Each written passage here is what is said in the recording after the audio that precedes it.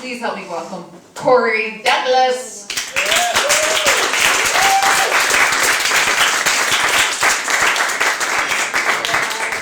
Oh, how we doing, Gotham? Woo! A lot of funny comments tonight. This is great. Do we have a bunch of New Yorkers here? Anybody out of town? Nothing? That's awesome. I'm so happy about that. But actually, I'm not from the city.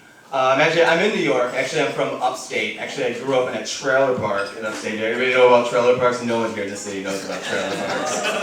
Oh my God. Actually, you know what just passed? Halloween. That was a bust. I always think back on these holidays back when I was a child. This just proves like my parents were way too young to have any fucking kids. Who lets their kids go trick-or-treating in a fucking trailer park at 9 years old? That is some creepy shit. Walking up to trailers. Like, treat, you don't say trick when you're a child going up to a trailer. Trick is just out of the question. You just go with treats. That's really, notice kind of, it's like a game of like sex offender guess who, you know? And, but my parents were always safe about it, you know? I mean, they had such good parenting. They would drive us, let us out, let us walk up and wait for the car. Instead of a safety word, it was like a safety wave. Like, if anything creepy happens, just wave at us, you know? You ever have like a guy answers the door, like overweight and bald, like with his underwear on? It's like, oh, you wave at it. It's like, run, come back to the van. Which is even more creepy, because if you're in a trailer park, you might as well just knock on vans. There's really no point to that. Actually, no, a year ago, I actually moved to the city. I moved to Harlem, from the trailer park to Harlem. That's a rag story. We're all getting jealous of me. Woo! My God, what coast do I want to live on? Was this or maybe Compton, but I don't know. My grandmother mentions all the time, she's like, Corey, don't get in the wrong crowd over there, because the gangs want to recruit this. This is great, I'm going to cut ya. My God, with my lovely stint in community college, I have a booming career bartending. Actually, I bartend right in Harlem because that's my demographic. Oh, there's nothing sadder than seeing a bunch of black men come in at happy hour and just go, oh, fuck. Who is that little lesbian-y looking white guy over there? Jesus Christ. I just noticed that the other day. I never take pictures of myself. Now it's like, with the Facebook, everyone's taking pictures of their fucking meals and everything. They see their face like 400 times and put it out there. I don't really do that, so whenever I see a picture, it's like, kind of shocks you, you know, when like your style changes. All of a sudden, like, when did the lesbian pirate thing happen? It's like, these jeans did I just paint them on? I just like them. Just walk around with, I just know where my shit is, you know what I'm saying? There's the wallet. I've got a quarter. It's actually right around here. It's a little funny when you're bartending in a place like Harlem, you know, maybe on like the upper like whatever side, seeing, you know, guys really like, you know, I mean, I don't have anything to work with. Like, I wish I could fake some tits, but I just don't have any, but single men really aren't into the moose knuckle. But, one thing that's great, big black women love a little white guy. It's the cutest shit. And thank God, big black women do not love females. They'll shoo you right away. It's like I bought that little white one right there. It's a cute little tampon. Just get over here. Oh God, that's really sad. You know what else is sad? I'm single and the holidays are coming up and I have to go home. Can you imagine? There's nothing worse than going to family parties, especially when you've been single way too many fucking years in a row. Isn't it that sad shit? Because now they just start asking. The person's like, maybe you're just not unlucky.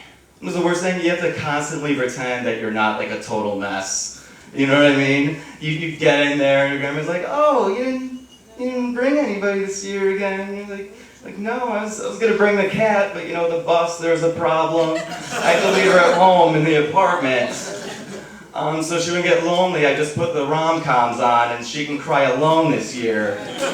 I'm like, oh, Corey, you want to go grab some hors d'oeuvres? I'm like, I really don't want to bring this buzz down. I think I'm just going to walk over to the boxed wine. And maybe Grandma can move her tank really quick. I just want to sit right next to it. Oh, there's nothing worse than being single. You know the worst thing people ask you when you're like It's like, am I single all the time? No. I have a few 3-weekers in there. A few uncomfortable one-night stands. You can call them one-night stands. Sometimes they look a little more like rock bottom. But you know it's a little sad, like when you wake up and you're like, oh my God, when a one-night stand ends with like take your Burricane uniform with you, that's maybe a little too much drinking. When did I wander in for like a big fry and come home with someone? I think that's a bit much. I need to lay off the well tequila.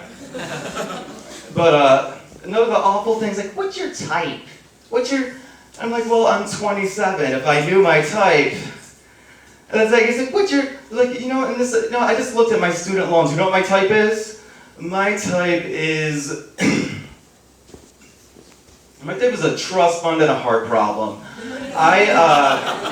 Jesus Christ. You know when Sally Mae calls you and it's like, you know this deal. You know, as soon as I hear your voice and I kind of get the Sally Mae thing, I was like, oh wait, who? Hello, click. Just click that shit right off. You're not paying that.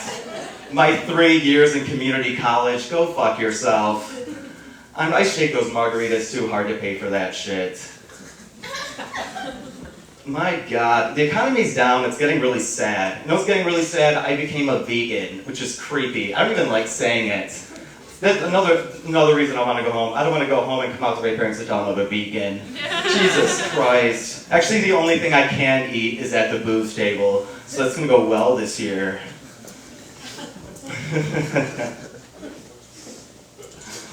Whew, it's getting bright out here. I do like we did have a good crowd coming today. I was looking at it, I'm like, wow, this just kind of looks like a living room. Actually, coming from Harlem, there's a lot of white people here. It makes me nervous. It makes me nervous because white people judge you. White people judge you. Yes, they do. They're looking like, wait, he's not Jewish, he's not black. What is his deal? Why is he a sad clown? Why is this guy a sad? Why is he so small? Is he a lesbian? Are we at Dykes on Mics? No, actually you're not. But I really want to get booked. I did call them, and I said I can shave. I can shave really tight. And Chaz Bona would kill for this setup. Kill for this. But you know what, guys? Actually, that is all my time tonight. You guys have been amazing. And thank you for touching me. Have a good one. Yeah, keep going. Good boy.